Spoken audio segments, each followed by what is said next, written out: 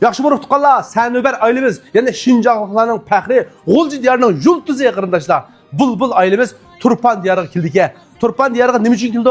Mushu sizlar ko'rayotgandek Nafisa marketidagi qochqich do'konlarining ichish munosabati bilan, mushu do'kon mas'uli Turpan diyarıga taklif qilib chaqirdik ailemizda. Ondan yana bizdagi danglik riyosatchi Mahira Abdug'ani yani şu Turpan diyarıga ayatdagi faoliyatga riyosatchilik qildi.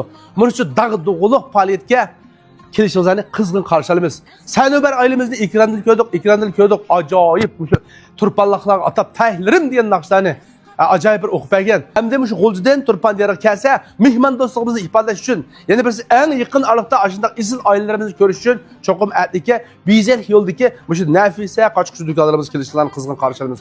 Shuning bilan birga shu hadiya ko'z doktorxonasini ochgan hadiya opimiz birinchi qavatga Faridiya marketidagi kafe isli kafeni keng xalqimizga taqdim qildik. Ikkinchi qavat shunday chiroyli zalni tayyor qo'yibdi. Birinchi qavatdan masalan kafe olasiz, ikkinchi qavat chiqib yaqin do'stlaringiz bilan suhbatlashgash, muңdashgash, qiz do'stlaringizga talab qo'ygash, yo'g'on ishlarni, ko'ngilingizga paralarni deyishgash, o'tirgan ajoyib isli so'rin hazırlabdi qarindoshlar.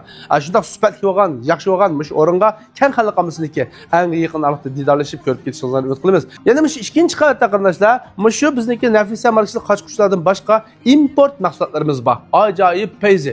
Talla bozor qilib shunday suhbat tizib qo'ydik. Bo'lsa, baldiringlarni olib kelishinglarni umid qilamiz. Mushu import mahsulotlarni tetib yaxshi baho berishinglarni umid qilamiz. Ana bo'lsa, oltinchi oyning 18-kuni Bizel yo'lda yana Nafisa qochqich do'konlarida ko'rishmasak hech emas. Yana bizniki Sanöber tursin ailemizda Turpan diyarıga eng yaxshi kayfiyatda xo'shal xo'ram kelib o'ynab ketishingizni qizg'in qarshi olamiz. Rahmat.